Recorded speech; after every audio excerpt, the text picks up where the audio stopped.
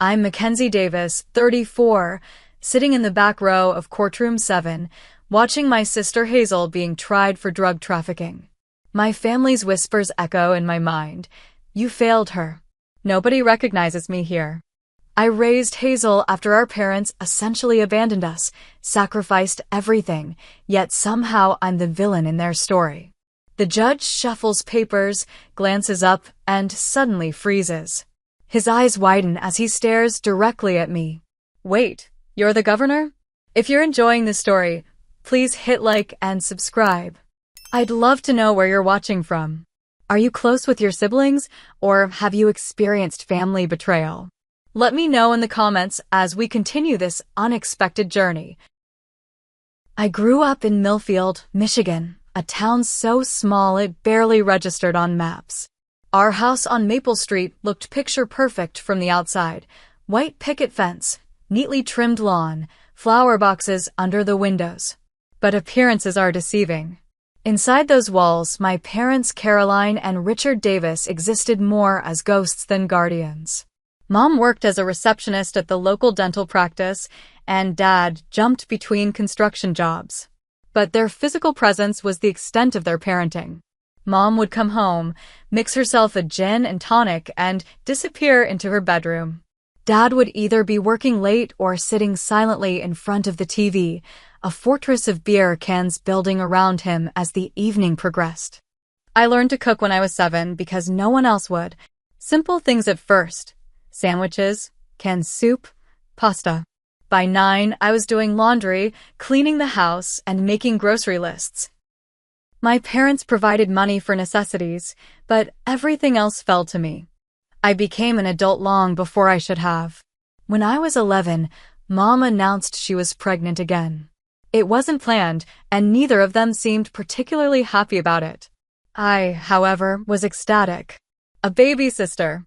Someone to love, someone who would love me back. I decorated the spare room with secondhand baby items I'd found at yard sales. I read every parenting book in the library. I was more prepared for Hazel's arrival than our parents were. Hazel was born on a rainy Tuesday in April. She was tiny, with wisps of dark hair and bright blue eyes. The moment I held her, I felt a fierce protectiveness surge through me. This little person would have the childhood I never had. I would make sure of it. My parents' already minimal interest in parenting diminished further with Hazel. Mom suffered from what I now recognize as postpartum depression, but went untreated. Dad worked longer hours, claiming we needed the money, but really avoiding the crying baby at home. By the time Hazel was 6 months old, I was the one getting up for midnight feedings, changing diapers, and singing lullabies. School became my sanctuary and my challenge. I maintained straight A's because education was my ticket out, but also rushed home every day to care for Hazel. My teachers noticed something was off, but whenever they questioned me, I made excuses. Mom's just tired. Dad's working overtime. I became skilled at deflection, afraid that telling the truth might separate me from Hazel. As Hazel grew, our bond strengthened. I taught her to read, to tie her shoes, to ride a bike. I helped her with homework and kiss scraped knees. I braided her hair for picture day and sewed costumes for school plays. For all intents and purposes, I was her mother. Our financial situation was always precarious. Dad's employment was unstable, and Mom's salary barely covered the mortgage. When I turned 16, I got a job at the local diner, working weekends and evenings. Every penny I earned went toward things Hazel needed. New shoes when she outgrew her old ones, school supplies, birthday presents so she wouldn't feel different from the other kids. There was a particularly bad winter when Dad was laid off for 3 months. The heating bill went unpaid, and the house was freezing. I used my savings to buy a small space heater for Hazel's room, and we would huddle there together, reading stories under a mountain of blankets. I told her we were having an adventure like explorers in the Arctic. She believed me, her eyes wide with excitement rather than fear. The emotional toll was immense. While other teenagers were going to parties and football games, I was budgeting groceries and helping with spelling tests. I cried myself to sleep many nights, overwhelmed by responsibility no child should bear. But I never let Hazel see my tears. To her, I was strong, capable, and always smiling. My parents, when confronted about their neglect, would deflect. "You're so good with her," Mom would say, as if that justified her absence. "She prefers you anyway," Dad would mutter, absolving himself of responsibility. They convinced themselves that my caretaking was a choice rather than a necessity, that my maturity was innate rather than forced upon me. As Hazel approached school age, I became increasingly concerned about her future. I was her safety net, but what would happen when I eventually left for college? The thought kept me awake at night, gnawing at my conscience. I needed to create a better life for both of us, but how could I do that without abandoning her in the process? It was the impossible dilemma that would eventually tear us apart. Despite the overwhelming responsibilities at home, I excelled academically. School became both my escape and my hope for the future. While Hazel napped or after she went to bed, I would study until my eyes burned, determined to create opportunities for both of us. My guidance counselor, Mrs. Bennett, was the first adult who seemed to truly see me. During my junior year, she called me into her office after noticing I'd fallen asleep in the library during lunch. "Mackenzie, you're one of the brightest students I've ever worked with," she said, "but you're running yourself into the ground. What's going on at home?" After years of secrecy, something in me broke. I told her everything: the neglectful parents, raising Hazel since infancy, working weekends while maintaining a 4.0 GPA. Instead of immediately calling social services, which I'd always feared, she listened. Then she helped me develop a plan. "You need to go to college," she insisted. "With your grades and circumstances, we can find scholarships. You can build a better future for both you and Hazel." Over the next year, Mrs. Bennett helped me apply to universities and for financial aid. When the acceptance letters came in, I felt equal parts elation and dread. The University of Michigan offered me a full scholarship to study political science and public policy, but accepting meant leaving Hazel with our parents. I spent weeks agonizing over the decision, crafting elaborate plans to ensure Hazel would be okay. I approached my parents with a formal proposal, like a business negotiation rather than a family discussion. "I'll only go if you promise to take proper care of Hazel," I told them, presenting a written agreement outlining basic parental duties. "I'll send money home from my campus job. I'll call every Sunday to check in. And if I find out you're neglecting her, I'll come back and take legal action." They seemed offended that I would question their parenting, but agreed to my terms. Mom even showed a flicker of pride about my scholarship, the first time she'd acknowledged any of my achievements. Preparing Hazel was heartbreaking. She was 7 then, with gap-toothed smiles and endless questions. "Why can't I come with you?" she asked, her blue eyes welling with tears. "College is just for big people," I explained. "But I'm doing this for us. When I finish school, I'll get a good job, and then we can live together. Just you and me. You promise?" "I promise, Hazelnut. And I'll call you so often you'll get sick of my voice." The day I left for Ann Arbor was the hardest of my life. I'd packed Hazel's favorite stuffed animals in her backpack, written notes for her to open on difficult days, and programmed my number into the phone I'd bought her with my savings. Still, leaving her felt like having my heart torn from my chest. University life was a culture shock. My roommate, Alyssa, complained about her parents calling too often while I structured my entire schedule around my weekly calls with Hazel. Other students spent their money on pizza and parties. I worked 20 hours a week at the campus bookstore, sending half my earnings home. During those Sunday calls, Hazel initially sounded okay. She talked about school, friends, and the TV shows she was watching. But as months passed, the calls grew shorter. She seemed distracted, less eager to talk. When I asked to speak to our parents, they were brief and dismissive. "She's fine, Mackenzie. Stop hovering." I threw myself into my studies, discovering a passion for public policy. My professors noted my unique perspective on social services and family support systems. One political science professor, Dr. Harmon, became a mentor, encouraging me to consider a career in government. You understand the real impact of policy decisions on families, he said. That's something many politicians lack. By my junior year, I'd secured an internship with a state senator. The experience opened my eyes to how I could create systemic change. I began to envision a career path that would allow me to help children and families like ours. Each semester break, I rushed home to Hazel. Each time, she seemed more distant. Our parents had enrolled her in activities that conveniently scheduled practices during my visits. When we did have time together, she mentioned offhand comments our parents had made. Mom says you left because you wanted freedom from us, or Dad said college was more important to you than family. I tried to counter these narratives, but the seeds of doubt had been planted. After one particularly difficult visit during my senior year, I overheard my mother on the phone with a relative. Mackenzie abandoned her responsibilities. We're left raising the child she promised to care for. The accusation stung like a physical blow. I confronted her immediately. How dare you say I abandoned her? Everything I've done has been for Hazel. If that were true, you wouldn't have left, she replied coldly. You chose yourself, Mackenzie. At least be honest about that. No matter how I explained my intentions, the narrative had been established. I had failed Hazel by pursuing my education. The irony was crushing. The very path I'd taken to secure our future was being used to paint me as selfish and neglectful.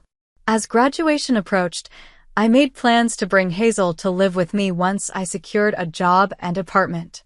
I had kept my promise and never wavered from my goal.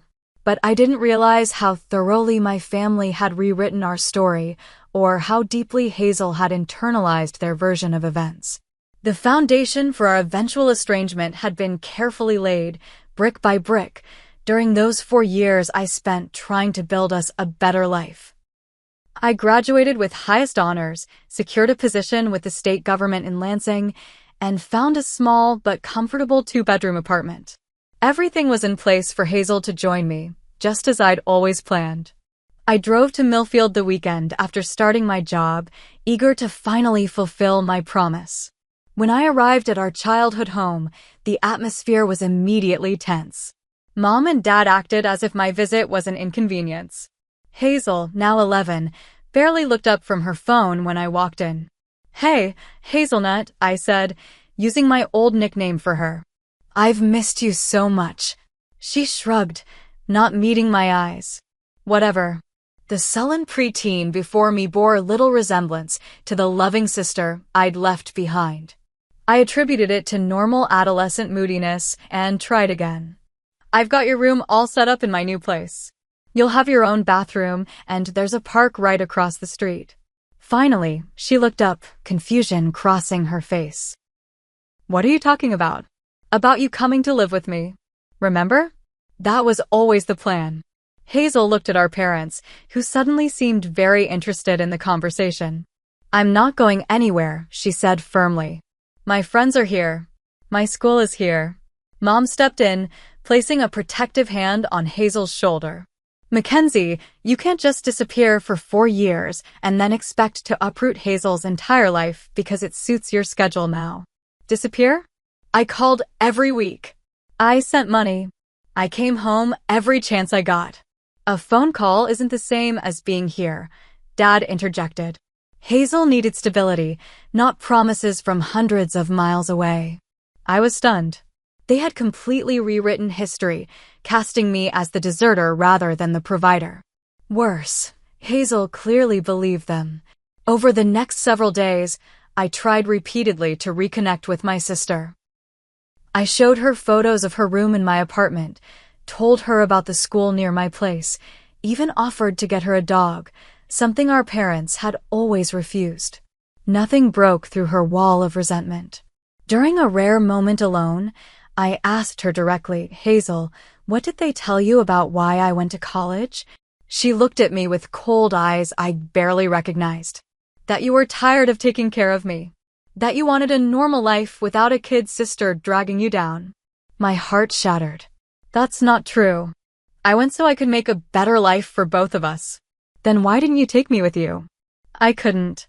Dorms don't allow children. I had no money, no way to support us yet. You just didn't want me, she insisted, years of manufactured resentment hardening her voice. It's fine. I don't need you anymore. Before leaving, I confronted my parents, my voice shaking with rage and grief. How could you poison her against me? After everything I did for her? For this family. Mom's response chilled me. We simply told her the truth, that when you had the choice between responsibility and freedom, you chose freedom. You failed the child they didn't want, Mackenzie. We've had to pick up your slack. They? I echoed, catching the slip. You mean the child you didn't want?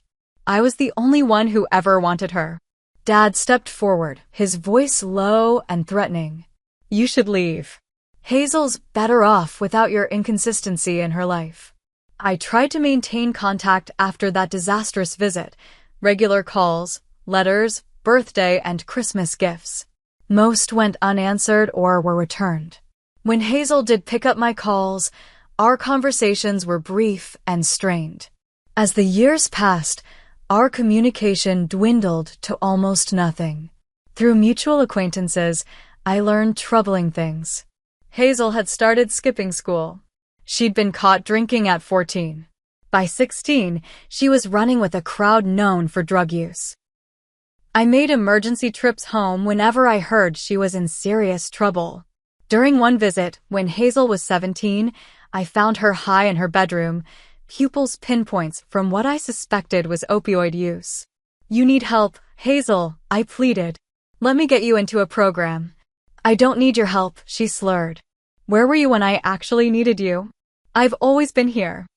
I've been trying to reach you for years. Just go back to your perfect life and leave me alone, she spat. That's what you're good at, right? Leaving? My parents had completely abdicated responsibility by this point. She won't listen to us, Mom said dismissively. This is what happens when children are abandoned by their primary caregiver at a formative age. The psychological manipulation was breathtaking. They had recast themselves as the stable parents and me as the deserter when the opposite was true. And Hazel, young and impressionable when I left, had fully internalized their narrative. Our last major confrontation came shortly after Hazel's 18th birthday. I'd heard she dropped out of high school and was living with a known dealer.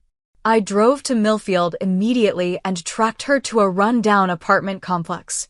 The sister who opened the door was almost unrecognizable, thin to the point of gauntness, with hollow eyes and track marks visible on her arms. The apartment reeked of cigarettes and unwashed clothes. What do you want? She demanded. I want to help you, I said, fighting back tears. Please, Hazel. This isn't you. You don't know me, she laughed bitterly. You haven't known me since I was 7. That's not true. I've tried to stay connected. Mom and Dad. Don't blame them. They were at least there. You chose your career over me. Everyone in town knows how you failed me. I realized then how thoroughly my parents had worked to destroy my reputation in our hometown. According to their version, spread to neighbors, teachers, and extended family, I had abandoned a child I'd promised to care for, leaving them to pick up the pieces of my irresponsibility. Hazel, I never stopped loving you. Everything I did was to create a better life for us. I don't want to hear it. She stepped back toward the door. I never want to see you again. You're not my family. You're nothing to me. The door slammed in my face, and with it, any immediate hope of reconciliation. I sat in my car and sobbed until I had no tears left, then drove back to Lansing with a hollow ache in my chest where my heart used to be. I couldn't force Hazel to accept my help, but I wouldn't give up on her either. I set up a separate bank account in her name, depositing money monthly that she could access if she ever changed her mind. I kept tabs on her through distant connections. And I channeled my grief into my work, determined to create systems that would prevent other families from fracturing the way ours had. The pain of being branded a failure by the very people I had sacrificed everything for was almost unbearable. But I refused to let it define me. If I couldn't save my sister right now, perhaps I could help save others. After the devastating final confrontation with Hazel, I threw myself into my work at the Michigan Department of Health and Human Services. My entry-level position involved analyzing support programs for at-risk families, work that felt painfully relevant to my personal life. I approached my job with an intensity that surprised my colleagues. Where others saw statistics, I saw real families in crisis. Where others became bogged down in bureaucracy, I found creative solutions. My first-hand experience as a child caregiver gave me insights that my colleagues with social work degrees and fancy certifications lacked. Linda Garner, the department director, noticed my dedication. After I proposed several innovative reforms to the foster care system, she called me into her office. "You have a unique perspective, Mackenzie," she said. "You understand these issues from the inside out. Have you ever considered taking on a more public-facing role?" I hadn't, but Linda's encouragement sparked something in me. She became my first political mentor, introducing me to legislators and advocacy groups. Under her guidance, I developed policy proposals that gained attention across the state. One evening at a fundraiser for family support services, I met State Senator James Wilson. After hearing me speak passionately about resource gaps for kinship caregivers, children raising siblings or grandparents raising grandchildren, he approached me. "We need more people who understand these issues firsthand," he said. "My legislative director is leaving next month. I'd like you to consider the position." Working for Senator Wilson elevated my platform. I drafted bills that expanded support for family caregivers, improved access to mental health services, and created early intervention programs for families in crisis. When these initiatives passed with bipartisan support, I began to see how political power could be used for meaningful change. Senator Wilson encouraged me to consider running for office myself. "You're young, smart, and genuinely care about people," he said. "That's a rare combination in politics." At 30, I launched my campaign for state representative in a district neighboring my hometown. I was a political newcomer facing a 3-term incumbent, but my authentic connection to community issues resonated with voters. My campaign focused on strengthening family support systems, improving education, and addressing the opioid crisis devastating rural communities. I never explicitly mentioned my personal story on the campaign trail. The wound was still too raw, and I feared how my family might retaliate if I publicly contradicted their narrative. The local newspaper from my hometown ran a scathing profile, quoting unnamed family friends who described me as ambitious and self-serving, someone who abandoned family responsibilities to pursue political aspirations. I recognized my parents' influence in those anonymous quotes, but chose not to respond directly. Instead, I let my policy proposals and genuine concern for constituents speak for themselves. To everyone's surprise, including my own, I won by a narrow margin. As a state representative, I established myself as someone who could work across party lines to achieve practical solutions. My legislation creating a pilot program for youth mentorship in areas with high addiction rates gained national attention. When it showed promising results in reducing teen drug use, other states began implementing similar models. After 2 successful terms, I set my sights higher, a state Senate seat.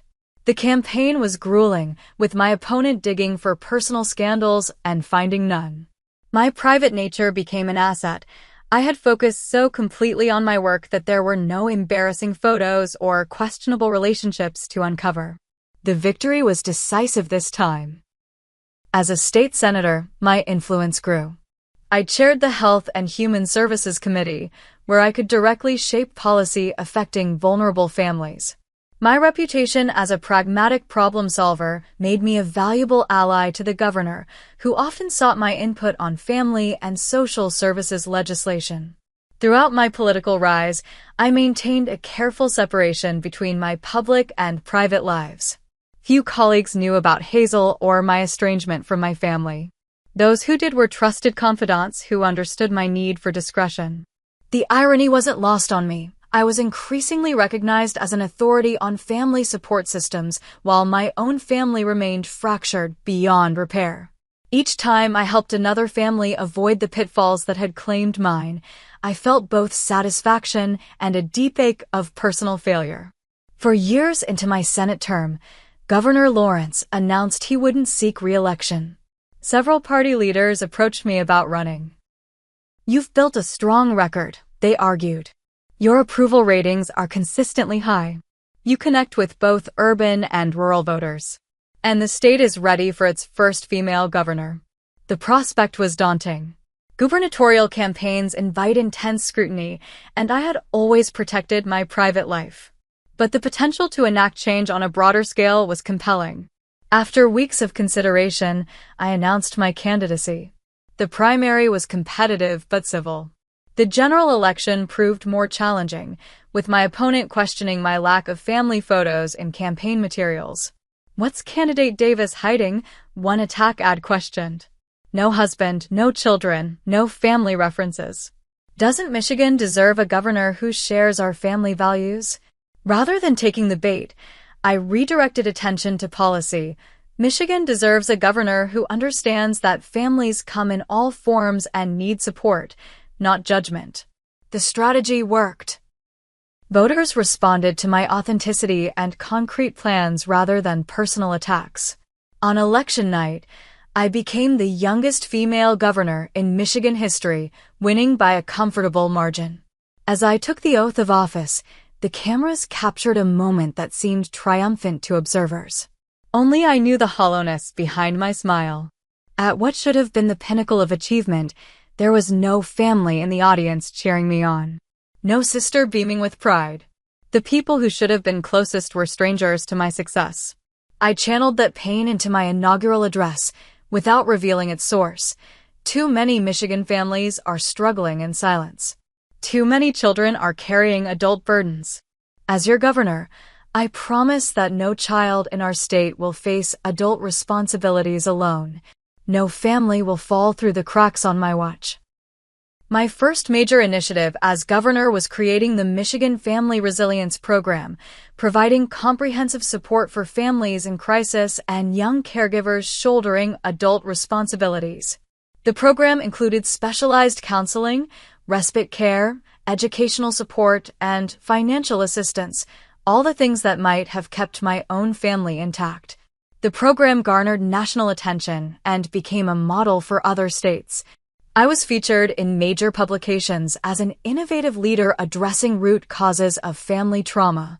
The public saw a success story, a dedicated public servant improving lives across the state.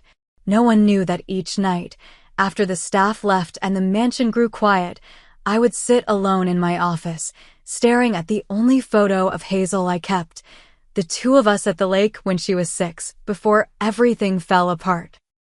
No one knew that Michigan's celebrated governor cried herself to sleep many nights, wondering where her sister was and if she was even alive. The ultimate irony of my situation wasn't lost on me.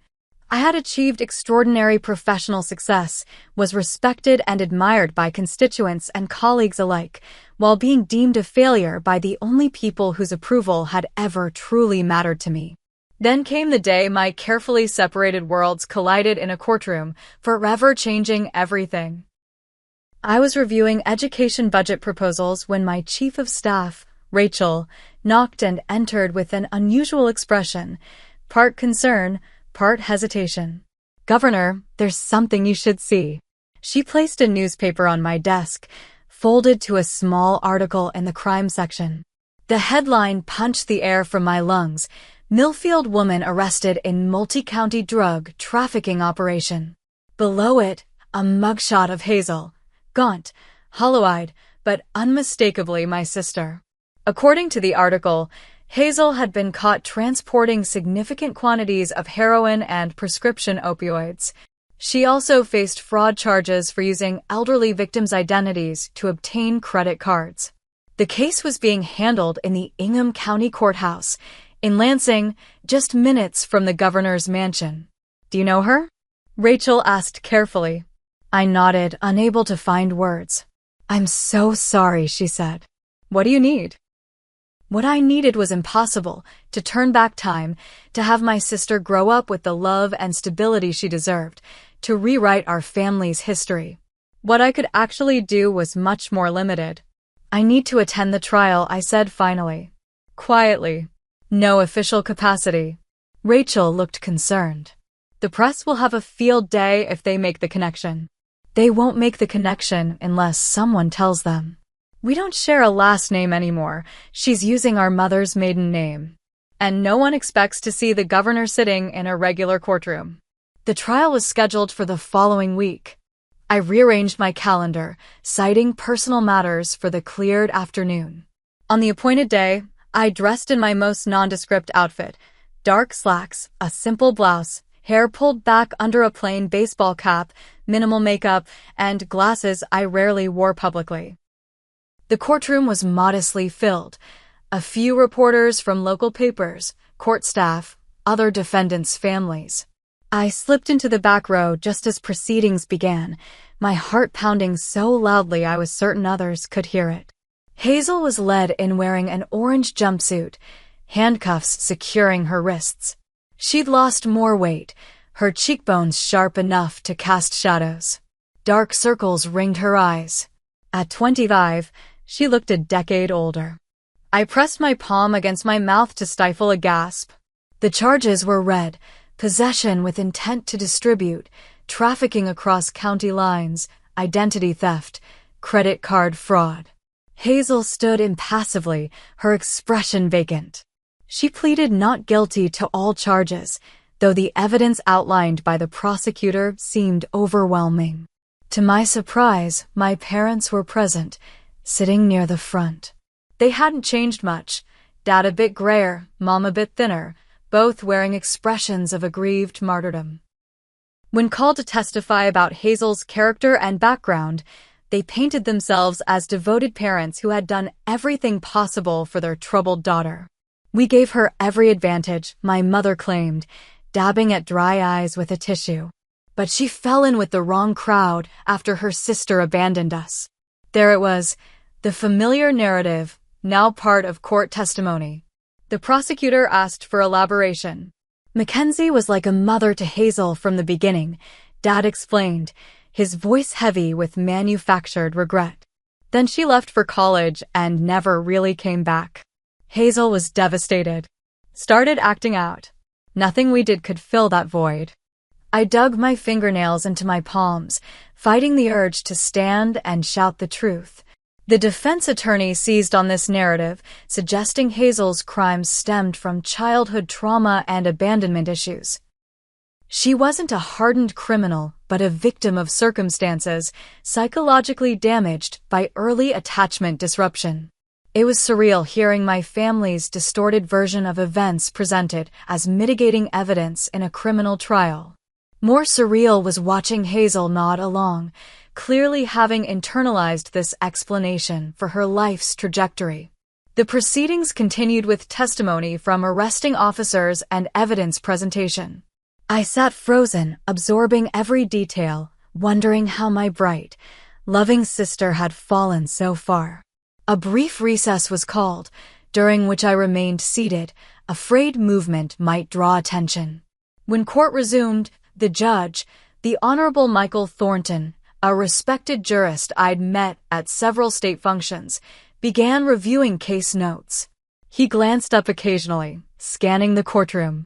During one such survey, his gaze passed over me, then snapped back, his eyes widening in recognition. I held my breath, praying he would maintain professional decorum and continue. Instead, he adjusted his glasses, stared more intently, and then uttered the words that would change everything. Excuse me, but wait, you're the governor? The courtroom, previously filled with murmurs and shuffling papers, fell into absolute silence. Every head turned in my direction. A reporter dropped his pen. The prosecutor froze mid-note. My parents swiveled in their seats, faces morphing from confusion to shock. Hazel, who had been staring at the floor, looked up sharply. Our eyes met for the first time in years. Recognition, confusion, and something unreadable flashed across her face. I stood slowly, removing my cap and glasses. There was no point in pretense now. "Yes, Your Honor," I said, my voice steady despite my thundering heart. "I am." Judge Thornton cleared his throat, visibly collecting himself. "Governor Davis, this is unexpected. May I ask your interest in these proceedings?" Every eye in the courtroom remained fixed on me. The silence was absolute, broken only by the soft whir of the air conditioning and the furious scratching of a reporter's pen. "The defendant is my sister, Your Honor." The collective gasp was audible. Flashbulbs erupted from the press section. My parents sat rigid with shock. Hazel's expression was unreadable, her eyes wide and fixed on me. "Order," Judge Thornton commanded, banging his gavel. "No photographs in my courtroom." He turned to me. "Governor, this is highly irregular. Are you here in an official capacity?" "No, Your Honor. I'm here as Mackenzie Davis, Hazel's sister." Nothing more. The judge considered this, then nodded. "Would you like to approach the bench?" I moved forward through the now buzzing courtroom, aware of every step. As I passed my parents, my mother hissed, "What are you doing?" I ignored her, continuing until I stood before the judge. "Your Honor, I apologize for the disruption. I came to observe quietly." "I appreciate that, Governor, but your presence changes the complexion of these proceedings." He lowered his voice. "Does defense counsel know you're the defendant's sister?" "No. We've been estranged for years. Few people know of our relationship." Judge Thornton frowned thoughtfully. "Given these extraordinary circumstances, I'm calling a 30-minute recess. Counsel from both sides in my chambers immediately." He banged his gavel again. "Court is in recess." As court officers led Hazel out, she looked back at me, her expression a complex mixture of anger, confusion, and something that might have been hope. In the hallway, reporters swarmed. My security detail, alerted to the situation, arrived to create a buffer. Rachel materialized at my side, crisis management mode activated. "Governor, we need to issue a statement," she urged. "Not yet," I replied. "This isn't a political situation, it's personal. I need to see this through first." When court reconvened, the energy was entirely different. Additional security had been posted. More press had arrived. Judge Thornton addressed the courtroom with stern authority. "What has occurred here today is unprecedented, but this remains a court of law. We will proceed with appropriate decorum. Governor Davis has indicated a desire to make a statement relevant to these proceedings. As this is an extraordinary circumstance, I will allow it." I approached the witness stand and was sworn in. Looking directly at Hazel, I began speaking. "My name is Mackenzie Davis. I'm the current governor of Michigan, but more relevantly, I'm Hazel Davis's older sister. I was 11 when Hazel was born. Our parents," I glanced at Caroline and Richard, who glared back, "were functionally absent. From the time Hazel was an infant, I was her primary caregiver. I fed her, bathed her, helped with homework, attended parent-teacher conferences, worked part-time jobs to buy her clothes and school supplies." The courtroom was utterly silent. When I was 18, I received a full scholarship to the University of Michigan. It was the only way I could eventually provide Hazel with the stable home she deserved. Before leaving, I set up supports, financial arrangements, regular check-ins, plans to bring her to live with me after graduation. I called weekly. I sent money from my campus jobs. I visited whenever possible. I paused, fighting to keep my voice steady. During those 4 years, our parents systematically alienated Hazel from me.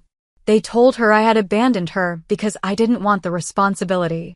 They told our community I had failed the child they didn't want. By the time I graduated and was established enough to provide a home for Hazel, she had been convinced I had betrayed her. Every attempt I made to reconnect was rejected. I reached into my purse and removed a folder, handing it to the court officer. These are financial records showing regular deposits I've made to an account for Hazel since I was 19. Bank statements documenting money I sent home during college. Phone records showing my weekly calls, many unanswered. Documentation of the apartment I leased with a bedroom specifically for Hazel, who was never allowed to live there. The defense attorney was frantically taking notes, clearly seeing a new strategy forming. The prosecutor looked conflicted. I'm not here to influence these proceedings inappropriately. Hazel must take responsibility for her actions. But the narrative that she was abandoned by a selfish sister who chose education over family is false. It's a fiction created to cover parental neglect and emotional abuse that has shaped both our lives. I turned to face Hazel directly. I never stopped loving you. I never stopped trying to reach you. Everything I've achieved has been hollow because you weren't there to share it. Tears streamed down Hazel's face. For the first time in years, she looked like the little sister I remembered, vulnerable, hurt, but present in a way she hadn't been during the earlier proceedings. The judge called another recess. This time, Hazel's attorney requested a meeting with the prosecutor. When court reconvened, the atmosphere had shifted again. Several new witnesses had been hastily assembled. Hazel's former teachers, our old neighbor Mrs. Lancaster, even my high school guidance counselor, Mrs. Bennett. One by one, they corroborated my account. Mrs. Lancaster testified about seeing me walking Hazel to elementary school while I was still in high school myself, preparing her lunches, taking her to doctor appointments. Mrs. Bennett explained how I had structured my college choice around eventually providing for Hazel. My parents attempted to leave during this testimony, but the judge ordered them to remain.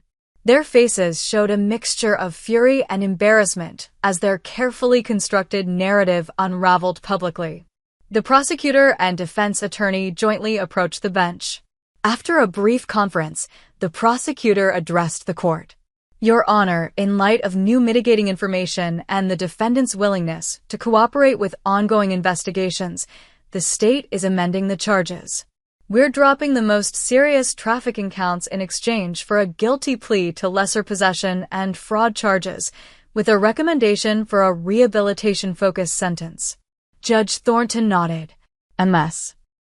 Davis, do you understand and accept these terms?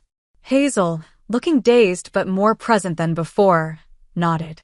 Yes, Your Honor. The judge continued, given these extraordinary circumstances and the defendant's lack of prior convictions, I'm inclined to consider alternative sentencing. Instead of prison time, I'm ordering enrollment in the state's intensive drug rehabilitation program, followed by supervised probation and community service. He looked directly at me. Governor, I trust this does not represent a conflict of interest? This program exists independently of your office's oversight. It does not, Your Honor. It was established under the previous administration. Very well. He turned back to Hazel. Ms. Davis, you're being offered a chance many don't get. I strongly suggest you take it seriously. As the proceedings concluded, the media frenzy outside intensified. Rachel had arranged for a private exit and secure transport for both Hazel and me. As court officers prepared to lead Hazel away, our eyes met again. Can I talk to her? Hazel asked her attorney, who looked to the judge. Judge Thornton nodded. Briefly, in the conference room, with officers present. In a small room adjacent to the courtroom, Hazel and I faced each other, the governor and the convicted drug offender, the sisters who had once been inseparable. Why are you here? She asked, her voice raspy from crying. Because you're my sister. That never changed. Why didn't you tell anyone? Use your connections? You're the governor, for God's sake. That's not how justice works, Hazel.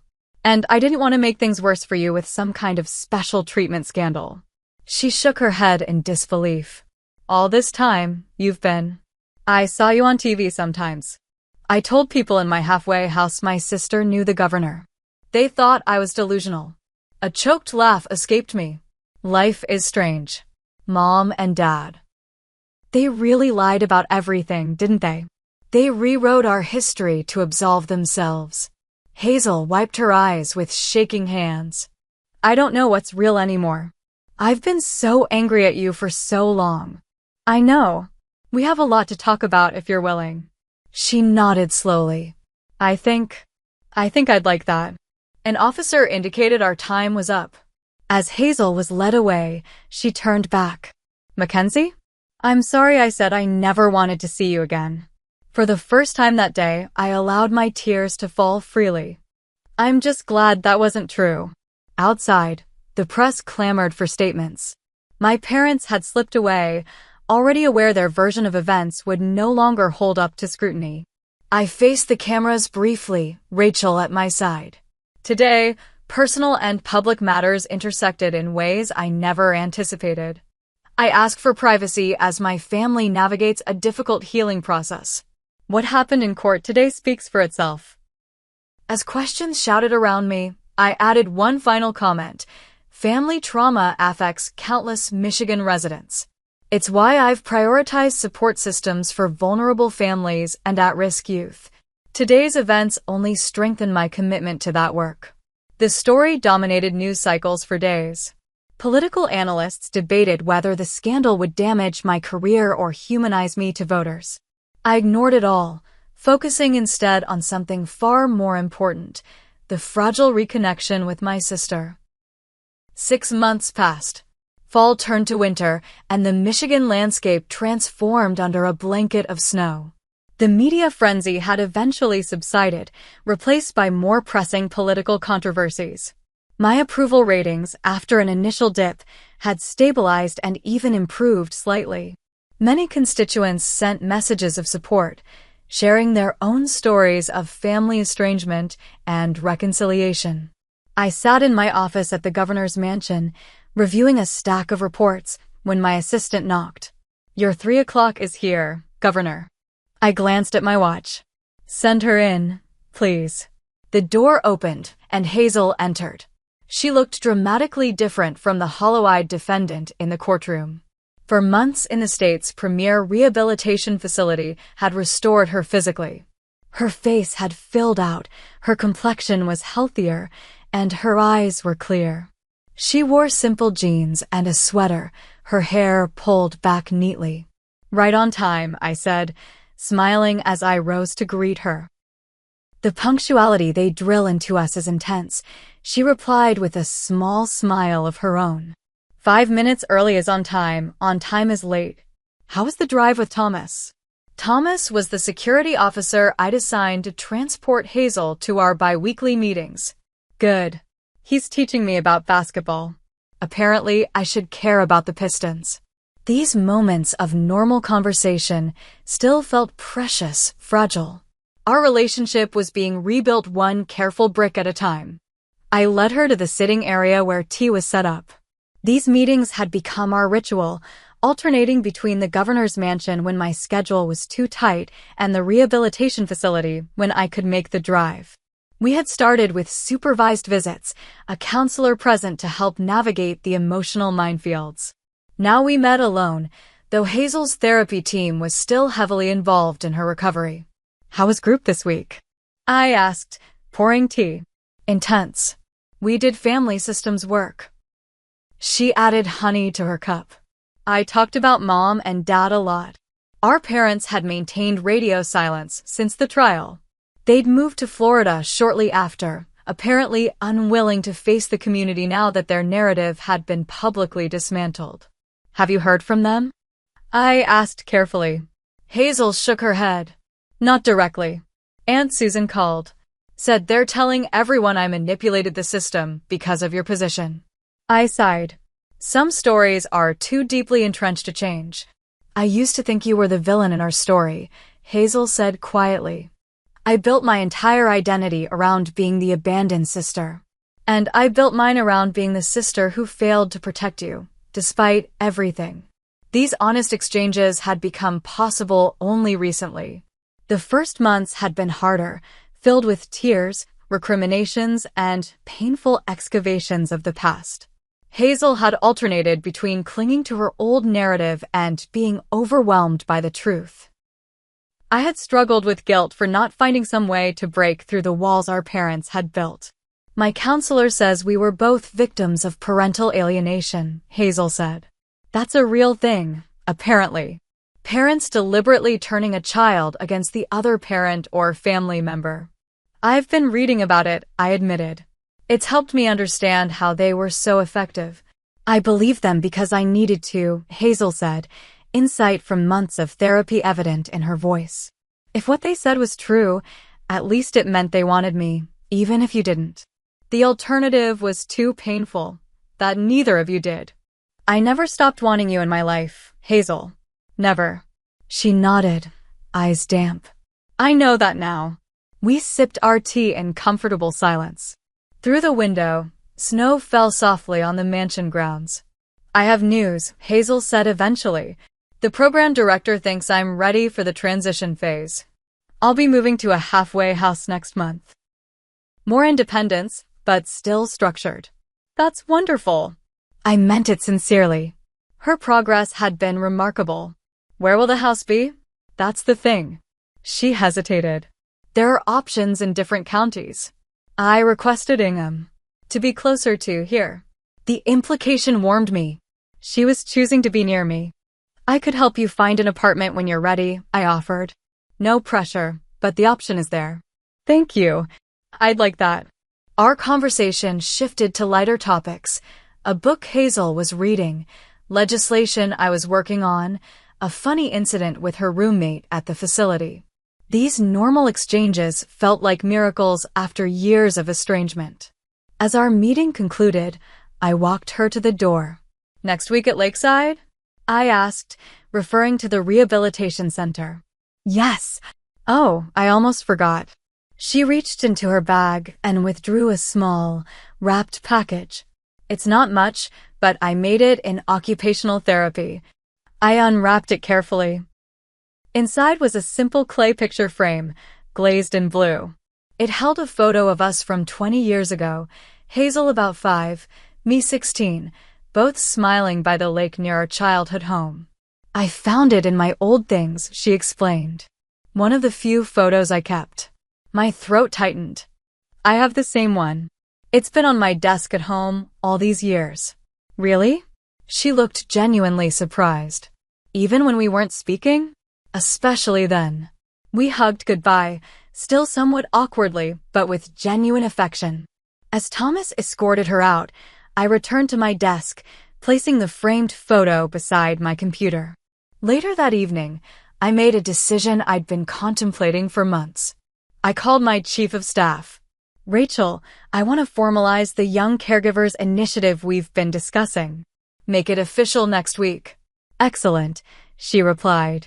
What are we calling it? I thought for a moment. The Bridge Program. Because it creates connections where they're most needed. The Bridge Program became my administration's signature achievement. Comprehensive support for children raising siblings or caring for parents, including counseling, academic assistance, respite care, and financial aid. It addressed the gaps that had fractured my own family, ensuring other young caregivers wouldn't face the same impossible choices. At the small, private launch event held at the governor's mansion, Hazel stood quietly in the back of the room. Few people recognized her or understood her significance. As I concluded my remarks about the importance of supporting vulnerable families, our eyes met across the crowd. Her slight nod conveyed everything words couldn't. We weren't fully healed. Some wounds were too deep, some years too irrevocably lost. Our parents remained estranged, unwilling to acknowledge their role in our fractured past. But Hazel and I had found our way back to each other, rebuilding a relationship different from, but no less meaningful than what we might have had. I had spent years believing I had failed the person who mattered most to me. Now I understood that the true failure would have been giving up, on Hazel, on reconciliation, on the possibility that broken things can be mended, even if the seams still show. As governor, I had the power to enact policies affecting millions. But the most profound change had happened in the quiet moments between two sisters, finding their way back to the truth of their shared story. Have you ever had a relationship you thought was permanently broken, only to find a path to healing? Or have you experienced being misunderstood by those closest to you? I'd love to hear your stories in the comments below. Every family has its complicated dynamics, and sharing our experiences helps us all feel less alone. Thank you for listening to my journey, and please like, subscribe, and share if this resonated with you. Remember that sometimes the most broken relationships have the potential for the most beautiful reconciliations.